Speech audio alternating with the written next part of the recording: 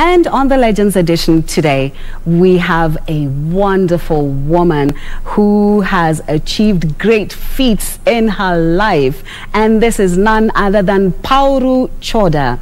Pauru Choda and Prem Choda were a couple that participated in the Safari Rally for 30 years uninterrupted, while she participated for 19 years. Welcome, Madam Choda.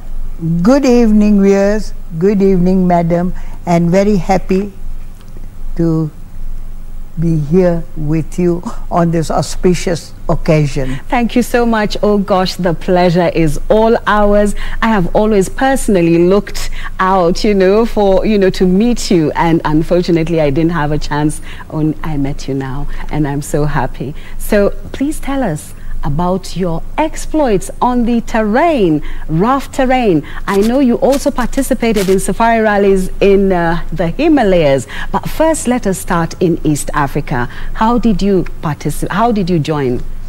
My husband used to go in the safari rallies all with old cars. Then one day it was our wedding anniversary, and I got him a car from Amazon Motors in 1971, and that was the first rally he completed. My husband was also a truck driver. He went to Langa Langa in Gilgil. Then he participated. His first participation in the rally was in 1959. Wonderful. This is the late Prem Choda we are talking Prem about. Singh Choda. Yes, he was also a bodybuilder and a wrestler, you told me. Yes, and he was my childhood friend. Okay. And that's where I married him. Wonderful. So that's where the synergy, started growing for this great feat that you carried out. Weren't people surprised when your husband actually registered you as a navigator for him in the Safari Rally? I had to go for the Freedom of Hunger walk for 43 kilometers, yes. And then he thought I was a little bit fit to sit with him. Wonderful. Did anybody else, cheer him on when you were, driving with him? There were many people who thought, oh, this woman is not straight, yes, in her head to go in the safari rally with her husband.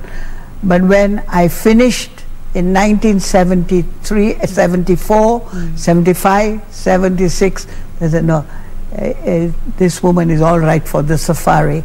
And the people from Colt Motors, yeah, we got that trophy for finishing in a Colt Lancer 3 years consecutively. And we've got that trophy standing at home admiring the glass case. Which is your favorite car that you use? Because you actually did a span of 19 years navigating your husband. What car was the best car that you used in the Safari Rally? Nothing to touch the Colt, yes, Lancer. Hurrah. Wonderful. What number were you bearing? Was that the one you were in, number 69? Yes, that was the first safari I finished. Yes, that was in 1974. 74, 75 and 76. Wonderful. And this took you all the way to Tanzania, Kenya and Uganda? No. Yes. When I started the rally in 73, yes, that's the only year that I went to Uganda, Tanzania. Okay. And the after rally, that, yeah, we never. Okay. After that, the rally was completely in Kenya only. Yes. Okay. What do you think about that? Do you think it should be held in all the 3 countries? It would be lovely, yeah, but even Kenya is not bad. Okay. Kenya alone. Yes. But if you may give me the liberty to say today that the rally of today is not a rally. It is a mixture of track and safari rally. In our time, the safari was about 6,000 kilometers. Yes. And we went through dust and rough and rain and mountains and all that. It's no more the same.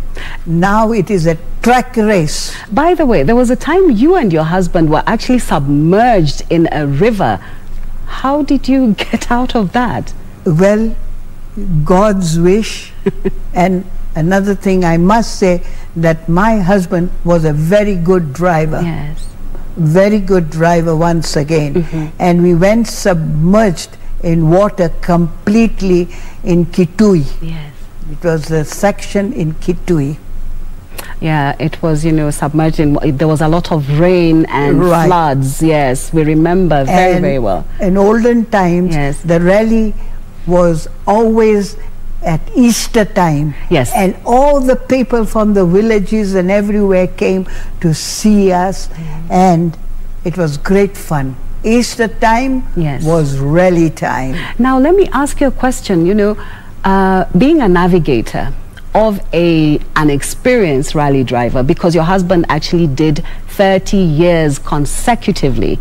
You joined him and did 19 years of those 30 years. Did you need to be a technician or a mechanic in order to, you know, join the safari rally? What were your special there was a need for me to know all that, because my husband and the service crew were very good. But over the years, when you get involved into something, you want to learn it also. So at times I learned, and I can to a certain extent look at the engine and know what is wrong with the car. Wonderful, wonderful, wonderful. There were many times you actually spent sleepless nights on the road. Yes.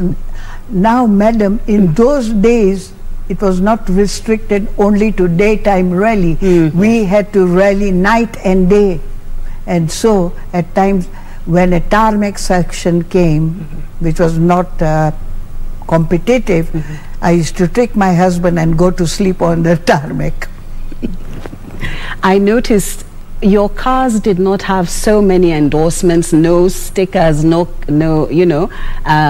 logos. How did you fund your, your safari? Mostly it was the good wishes of the people.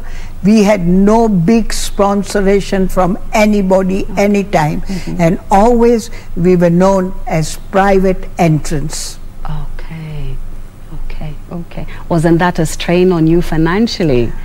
Partly, but we made it. We made it because in those times you worked and you wanted to go. Yes. There was the give in it. Okay, wonderful. Thank you. You've heard it from the legend. This is one of our greatest trailblazers in the 70s and 80s who joined her husband and defied the odds, driving through rough terrain, driving through waters. As you heard, she said they were even submerged in a river. Well, thank you so much, Pauru Choda, for joining us on the Legends edition this Saturday evening. Thank you very much for having me and remembering my late husband. Thank you very much indeed. Thank you very much. There you have it, ladies and gentlemen. We will see you soon after this break.